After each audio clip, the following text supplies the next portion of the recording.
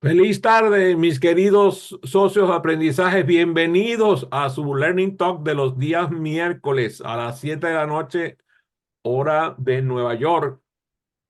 Recuerden que este programa se va a estar grabando y estará colgado en mi canal de YouTube con mi nombre y mi apellido, Adrián Cotín, C-O-T-T y latina N. Ahí están los anteriores.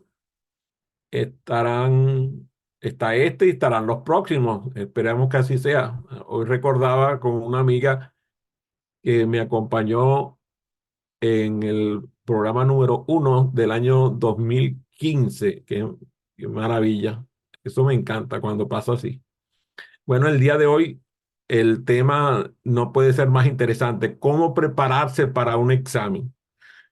Estoy seguro que cuando muchos de ustedes llegaba el profesor, el maestro a la clase y decía, guarden todo, papel y lápiz, examen. Algunos de ustedes no estaban felices, pero yo, por ejemplo, a mí no, nunca me importaron los exámenes. Le hacía muy poco caso a los exámenes porque no me interesaba la nota.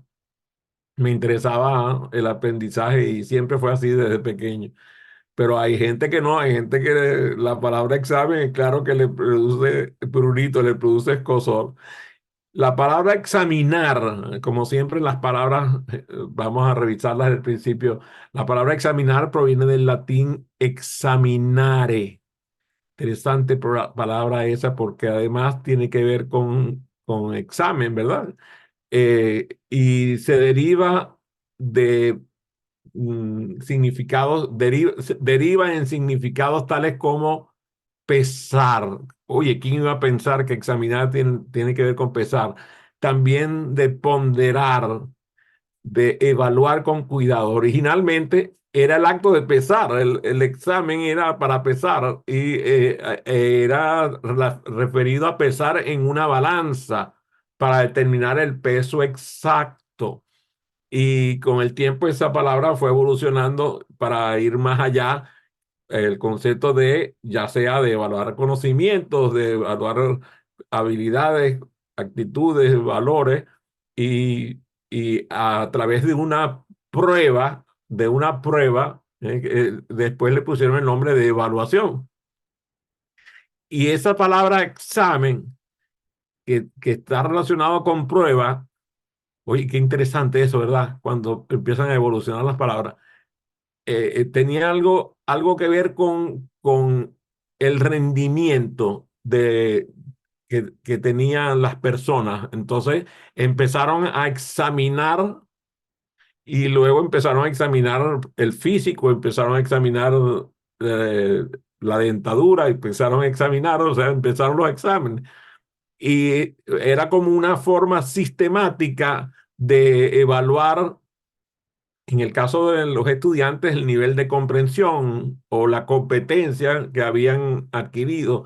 Y esa palabra etimológicamente empieza a darnos mucha vida porque entonces empieza a crearse herramientas de evaluación para medir el grado de comprensión, el grado del dominio de las habilidades por parte de la persona en cualquier área del conocimiento. Incluso hay exámenes de conocimientos generales. Se hacían en el ILOTEM, pero estamos hablando de 8.000 años antes de Cristo, ya se hacían exámenes. En la historia, la Grecia antigua es la que nos trae las primeras demostraciones de exámenes públicos. Se hacían exámenes públicos para medir el conocimiento de los ciudadanos respecto a temas tales como la filosofía, la literatura, incluso la retórica. A nosotros, a Tilly y a mí, que nos gusta mucho el tema de la retórica. Entonces, eso se hacían exámenes con jurados públicos. Después, en Roma, también empezaron a ser utilizados para evaluar los candidatos, por ejemplo, los candidatos a, a los puestos militares, a los puestos públicos, candidatos a cargos, pues a los cargos públicos.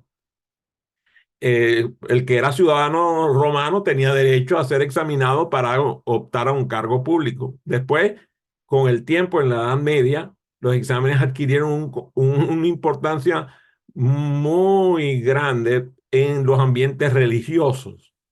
También en los ambientes académicos, como ustedes saben, pues empezaron a crearse las universidades y entonces en las universidades medievales los estudiantes debían someterse a exámenes que eran exámenes orales con jurados y también exámenes escritos, claro. Y esos exámenes se han convertido en parte fundamental del sistema educativo moderno. A veces se utilizan para medir el progreso de los estudiantes o el nivel en el cual han logrado un cierto nivel educativo cómo han avanzado en ciertas áreas de estudio. Pero fíjate qué interesante, es esta figura del examen empezó a generar desde hace mucho miedo, ansiedad. Y ese miedo que ha generado ha formado parte de la cultura y también de los sistemas educativos del mundo. El nivel de este temor varía en diversos factores. Por ejemplo, hay sistemas educativos donde el examen es realmente una pesadilla. Se crean incluso expectativas sociales. Ayer estaba viendo una serie, una serie china que era la primera vez que le daban acceso a la escuela imperial, a la escuela del emperador, a una mujer. ¿Mm? Y entonces, imagínense lo que era aquello, ¿no? Era una chica era de la nobleza, hija de un general muy prestigiado y lograron, no sé cómo, logró la influencia para que aceptaran a su hija en el colegio imperial, pero le hicieron la vida de cuadrito. Y bueno, gracias a Dios, la película, por cierto, muy bien lograda con una actriz que a mí me gusta mucho. Les pido que busquen esa serie, está divertida. Se llama así la primera mujer en la escuela imperial. Y este enfoque de los exámenes incluso llegan a generarse políticas de Estado para manejar los exámenes. En general, se puede decir que la presión sobre el estudiante para el rendimiento académico y la competencia que se crea en los exámenes hace que el aumento del estrés vaya en grado superlativo y se le crea una gran ansiedad a los estudiantes. Incluso hay ocasiones en algunos países en donde hay un día de un examen, día de un examen y ese día prácticamente el país se paraliza. Es el caso de Corea, por ejemplo. Corea paraliza el día del examen, incluso suspende los vuelos aéreos para no perjudicar la atención de los estudiantes. Los sistemas que son altamente competitivos, en donde se pone un gran énfasis en los resultados de los exámenes y que además determinan, disculpen, el posible éxito o fracaso de un estudiante y se condicionan sus oportunidades futuras. Esos países, el tema es realmente algo atroz. O sea, se le da un enfoque a la competencia entre estudiantes.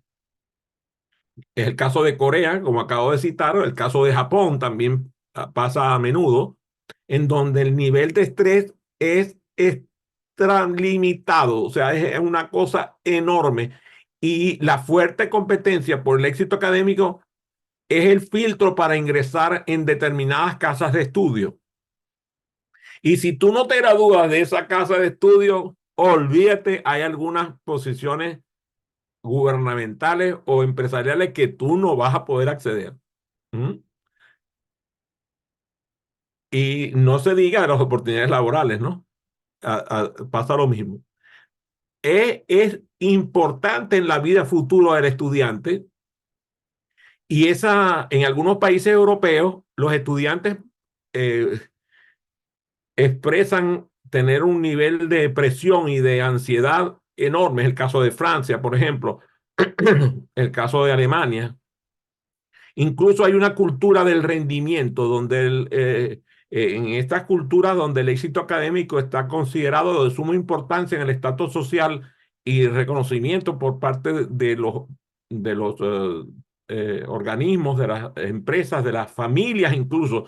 Hay familias que pueden caer en desgracia porque los chicos no obtuvieron las notas que eran apropiadas al rango social de su familia. Y eso hace que, esto estamos hablando de países asiáticos, sí, muchos, pero no se crean que solamente son los asiáticos.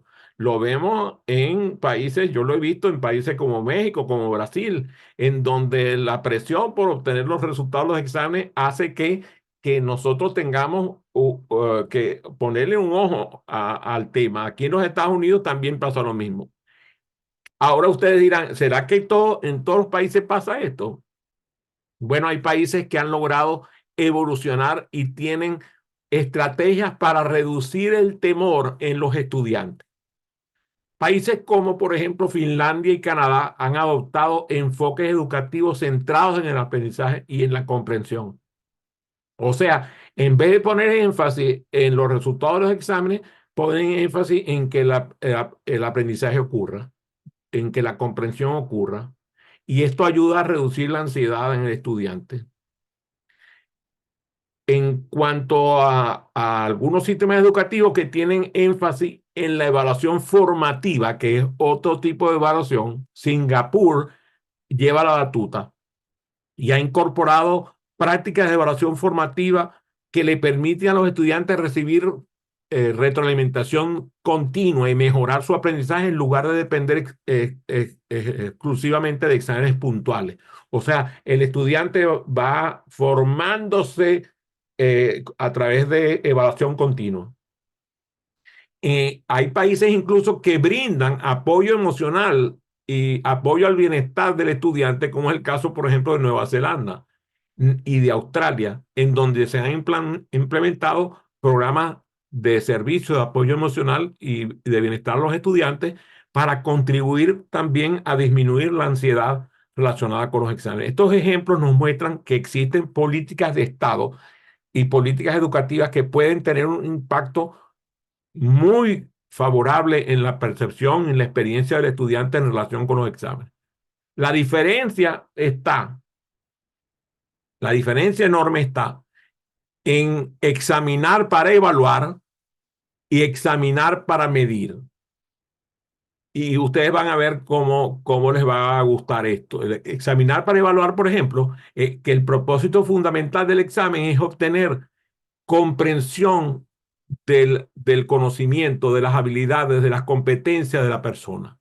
La evaluación se centra en analizar el desempeño en la conducta observable de manera integral, considerando así cosas como, por ejemplo, el razonamiento crítico, la resolución, el análisis y la resolución de problemas y otras habilidades relevantes en donde vemos que al estudiante se le proporciona una retroalimentación permanente y significativa que ayuda al estudiante a mejorar su aprendizaje y desarrollo. O sea, el docente no se satisface con darle una nota al estudiante. Él le interesa garantizar que ese estudiante comprendió, aprendió y cambió su conducta con base en el aprendizaje. Eso es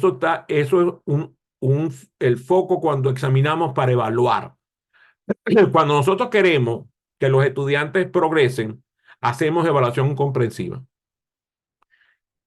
Por el otro lado, la otra cara de la moneda es evaluar para medir. O sea, el enfoque es obtener una medida cuantitativa o cualitativa del desempeño de los estudiantes en relación a un estándar, que además es un estándar predefinido. Y normalmente predefinido ¿por quién? Por un ministerio de educación que además está totalmente desconectado a la realidad donde ese estudiante se desenvuelve. No es lo mismo medir a un estudiante que vive en el campo a medir a un estudiante que vive en una ciudad. No es lo mismo medir a un estudiante que estudia en una escuela donde los estudiantes de 3, 4 grados estudian juntos en el mismo salón, a estudiantes que estudian en salones donde el número de estudiantes es menor a 10 personas.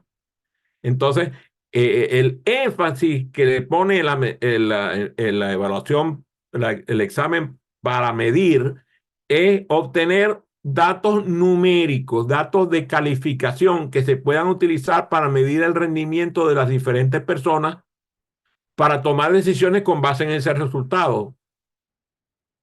Ahí se obtienen las promociones, ahí se obtienen los diplomas, ahí se obtienen acceso a programas específicos. El objetivo principal no es el aprendizaje, es la medida del nivel de logro del estudiante en particular. Mientras nosotros queramos evaluar para medir, el sistema no va a dar los resultados que nosotros queremos. Examinar para evaluar se centra en la mejor comprensión, en la mejora del aprendizaje y en hacer que haya un conocimiento integral de ese estudiante. Ahora, ¿cómo preparamos a nuestros estudiantes mejor para realizar los exámenes en un sistema educativo? Claro, tenemos que pensar que, que tenemos un sistema educativo que no resulta ser muy justo, pero tenemos que tratarlo como lo que tenemos. O sea, tenemos que educar a nuestros estudiantes para que puedan superar las dificultades y las frustraciones que genera este modelo que está vigente. ¿Cómo se hace eso? Bueno, el docente extraordinario, el facilitador extraordinario, enfoca el aprendizaje en aprendizaje significativo. O sea, promueve un enfoque educativo que priorice el aprendizaje significativo, en donde el estudiante, el docente desea que comprenda los conceptos en lugar de memorizarlos y que en vez de estar obteniendo información superficial, sea una información que lo relacione con la realidad. Esto le va a permitir al estudiante aplicar sus conocimientos de manera efectiva en las situaciones reales diversas, incluyendo los exámenes. O sea, los exámenes también tienen que estar conectados con esa realidad. Si estuviera aquí el Campo Laponte, estuviera hablando de metacognición. Y eso es una de las habilidades importantes que debe procurar un examen. Desarrollar las habilidades metacognitivas de nuestros estudiantes. Al enseñarles a los estudiantes estrategias de aprendizaje activo y metacognición, entonces el estudiante planifica mejor sus estudios, autorregula su desempeño, incluso puede autoevaluarse o evaluarse en 360 con sus propios compañeros y con sus docentes y, y se da un énfasis a la reflexión, o sea que el estudiante reflexione acerca del aprendizaje que va obteniendo. Estas habilidades lo van a ayudar a gestionar su tiempo de estudio, a identificar cuáles son las áreas de mejora y a mejorar en el rendimiento en sus exámenes. Porque ya el examen va a ser bienvenido por el estudiante y no va a ser temido por el estudiante. Una de las herramientas más poderosas que tienen los docentes hoy es lograr que el estudiante pueda practicar en ejercicios y simulacros. Yo me acuerdo, a mí me tocó un profesor en una de las materias de computación de la universidad donde yo estudié. Era la primera materia de computación que vi en la Facultad de Ingeniería. Y él nos entregó el examen completo para que nosotros tuviéramos el examen y nos lo lleváramos a la casa, fuéramos a la cafetería que quedaba cerca, lo conversáramos con él, lo conversáramos con otros profesores, entre nosotros mismos. Eso fue extraordinario, porque entonces nos puso a practicar con ejercicios que iban a estar en el examen y con simulacros de problemas que iban a ser evaluados en el examen. Y entonces se nos proporcionaron oportunidades para realizar ejercicios similares a los que íbamos a encontrar en el examen. Así no hay sorpresa. Lo que pasa es que hay docentes que creen que, bueno, a mí me pasó, tuve un profesor que él ponía en los exámenes que en los cuales él había sido reprobado, y lo comprobamos después. Lo comprobamos, ustedes saben lo que es eso, la vergüenza que le tiene que haber dado. Revisamos los exámenes que él había ejecutado y los exámenes que nos puso a nosotros fueron los exámenes que le pusieron a él que él no pudo responder. ¿Cuál era la intención? ¿Educarnos o hacernos fracasar? Entonces, los simulacros de exámenes sirven para que el estudiante se familiarice con el conocimiento que va a ser evaluado. Se familiarice incluso con el formato que tiene el examen, con el tiempo de duración que va a tener el examen, porque a veces pasa que te ponen a hacer ejercicios de práctica en un ambiente de libertad donde no tienes presión de tiempo. Y después llegas al examen y te dicen que el examen lo tienes que resolver en 30 minutos. Y eso no se parece a la realidad que el estudiante vivió a la hora de ejecutar los problemas en la práctica.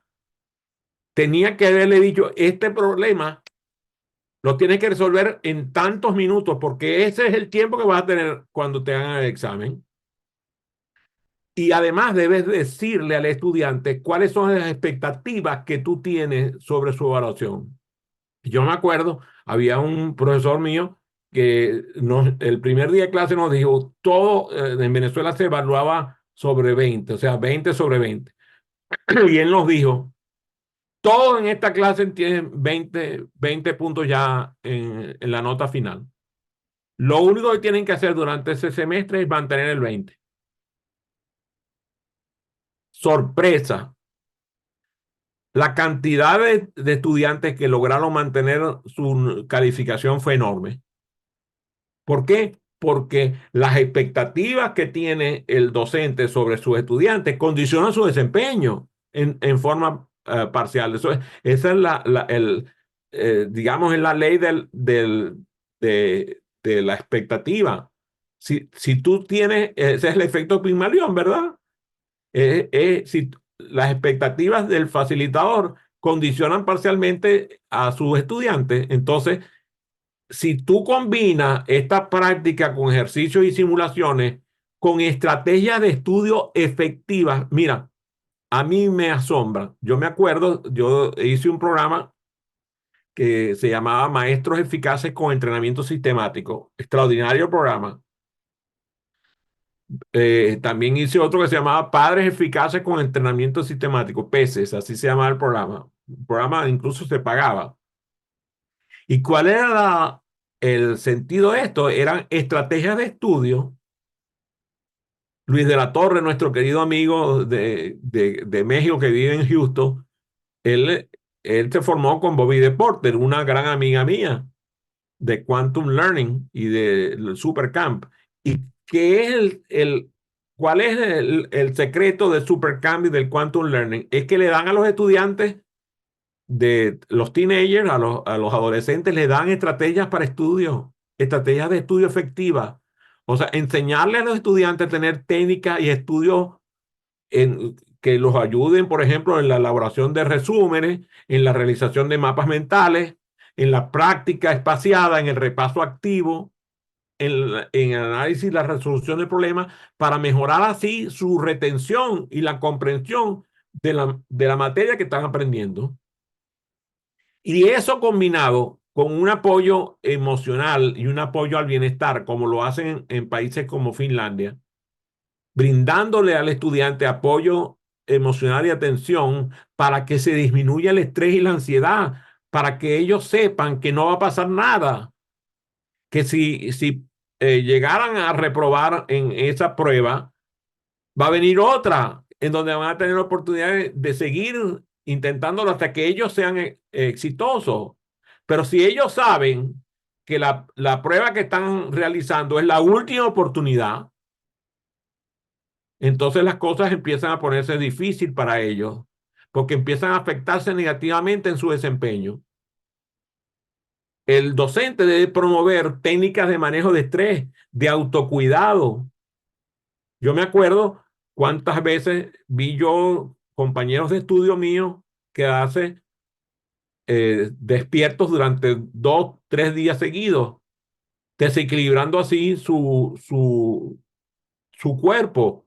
Al no tener equilibrio entre estudio y descanso, perdían facultades y a la hora de vivir el examen era una pesadilla. El docente extraordinario no evalúa puntualmente, evalúa de forma continua y evalúa de manera formativa a lo largo del proceso, brindando retroalimentación y logrando que el estudiante detecte el error, lo consiga él mismo y lo corrija él mismo, o incluso acompañado por otros miembros de su grupo de estudio, mejorando así sus habilidades para sentirse preparados para los exámenes. Ese enfoque en la comprensión y la aplicación del aprendizaje hace que el estudiante se concentre mejor y pueda aplicar los conocimientos y habilidades en contextos reales, en lugar de estar repitiendo memorísticamente los datos. Esto va a ayudar a que el estudiante se sienta más seguro y asegurarse que el estudiante, ante el desafío, se sienta valiente. Mira, voy a traer algunas cosas que tienen que ver con estrategias eh, que nosotros podemos implantar fácilmente en los sitios de clase y también en los hogares. Una estrategia para facilitar la colaboración con el estudiante es fomentar la empatía y la solidaridad. O sea, inculcar el valor de la empatía y la solidaridad en los estudiantes. Cuando vemos que los estudiantes lo que están haciendo es compitiendo en uno contra el otro, que se están destruyendo en uno con el otro, lo que hacemos es promover la idea de que ayudarse mutuamente es beneficioso para todos. Tenemos que demostrarles que el éxito de todos es el éxito de cada uno y que el éxito de cada uno es el éxito de todos. Y eso fortalece el sentido de comunidad en el aula. Y por eso es muy importante establecer grupos de estudio y organizar los grupos de estudio de tal manera de que esos grupos de estudio se vayan variando, porque la tendencia va a ser encontrarse con gente que conocen. Aquí tenemos que lograr que puedan trabajar con personas de diferentes extractos, que si es posible que se conozcan lo menos posible y así vayan rotando. Y si necesitan apoyo adicional, se lo brinda el docente. Y si necesitan más apoyo, se lo brindan los otros estudiantes. Y ponemos a los estudiantes, a los grupos de estudio, a explicar los conceptos, a resolver dudas, a trabajar juntos en la comprensión de los contenidos. Y aquí aparece un papel fundamental que es el papel del tutor. Y ustedes pensarán que el tutor es alguien extraño a la clase. No, el tutor está en la clase. Solamente que la tutoría es circunstancial. O sea, el que hoy es tutor, mañana es tutoriado. Y asignamos los roles de tutoría entre los estudiantes, donde algunas veces el tutor es el estudiante más avanzado y a veces el tutor es el estudiante que requiere más ayuda. Esto permite desarrollar habilidades de liderazgo, de comunicación y de educación al tiempo que se le brinda asistencia personalizada a sus compañeros. Y esas actividades colaborativas incluye el diseñar actividades y proyectos colaborativos entre los estudiantes que requieran la participación de todos, fomentando así el trabajo en equipo, el diálogo de ideas, el intercambio de conocimientos. Por último, la gran importancia del reconocimiento y la apreciación. Reconocer, estimular y aprobar permanentemente de forma pública la contribución de aquellos estudiantes que brindaron apoyo a sus compañeros, resaltando la importancia de la colaboración, la importancia del aprendizaje colectivo en el éxito académico. Al promover la colaboración, el estudiante mm,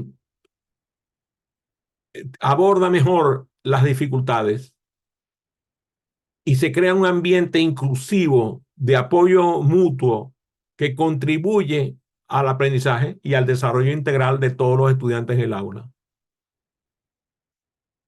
Un tema, ya para finalizar la sesión de hoy, que a mí me interesa mucho mencionar, yo creo que uno de los impactos más negativos que tiene el sistema educativo actual es que los docentes están mal pagados.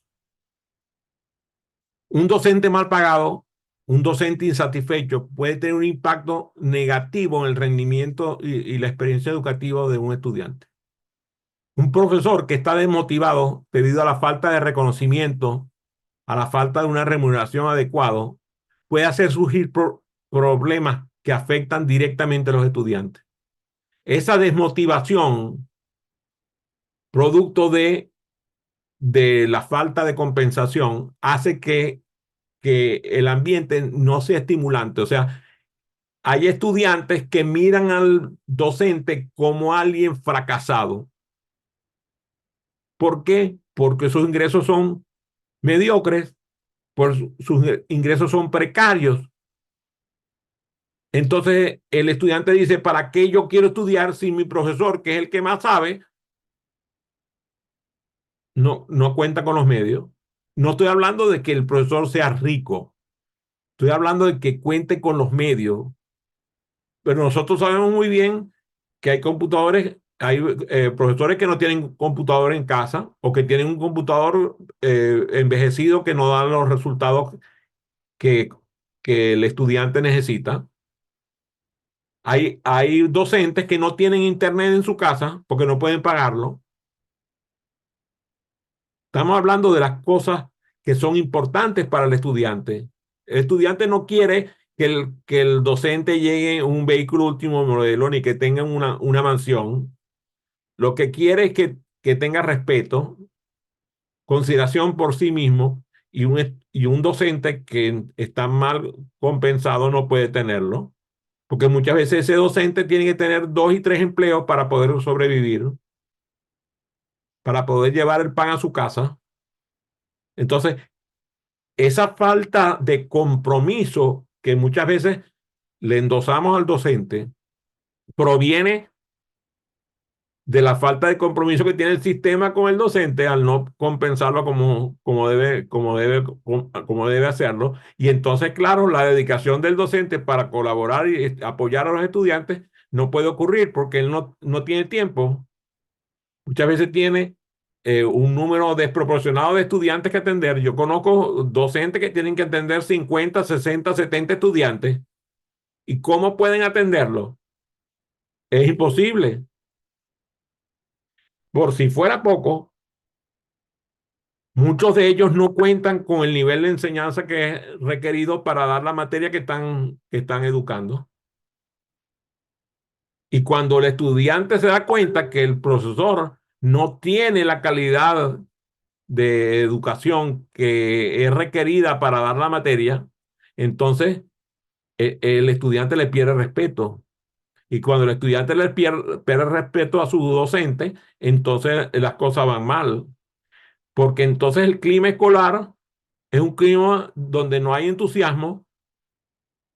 No puede haber entusiasmo por una materia que está dando un docente que está limitado en oportunidades de aprendizaje propio. Y claro, ¿cómo le vas a pedir innovación si no tienen los conocimientos y recursos básicos?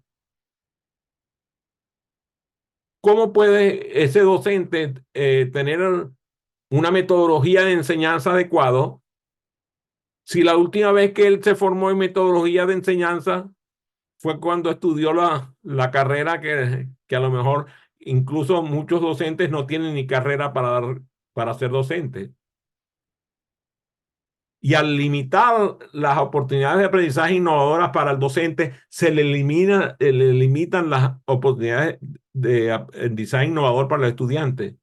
Un docente mal pagado, un docente satisfecho se convierte en un factor de fracaso para sus estudiantes, pues eso afecta su motivación, su compromiso, su calidad de enseñanza.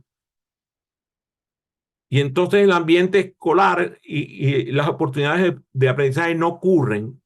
Por ello es fundamental valorar y apoyar adecuadamente a los docentes para que puedan tener el reconocimiento que es necesario y tener acceso a condiciones laborales que favorezcan su satisfacción y su desarrollo profesional, para que ellos a su vez puedan llevar ese beneficio a sus estudiantes. Estoy seguro que docentes mejores compensados, justamente compensados, pueden hacer que nuestros estudiantes vivan la experiencia de exámenes con mayor éxito. A ver, Tilly, ¿alguna pregunta para regalarnos esta tarde? No, yo estoy es aquí analizando esta parte de los docentes desmotivados. Y me parece que es terrible porque el efecto Pigmalión del que tú hablabas no se va a producir, porque si él ni siquiera piensa productivamente para sí mismo, es casi imposible que pueda transmitir expectativas positivas hacia los demás. Y es una triste realidad de nuestros países. Bueno, espero que el tema haya sido de interés para todos ustedes. Les deseo que tengan una feliz jornada y nos vemos el miércoles que viene por esta misma plataforma. Fue un gusto, un placer y un honor compartir con ustedes.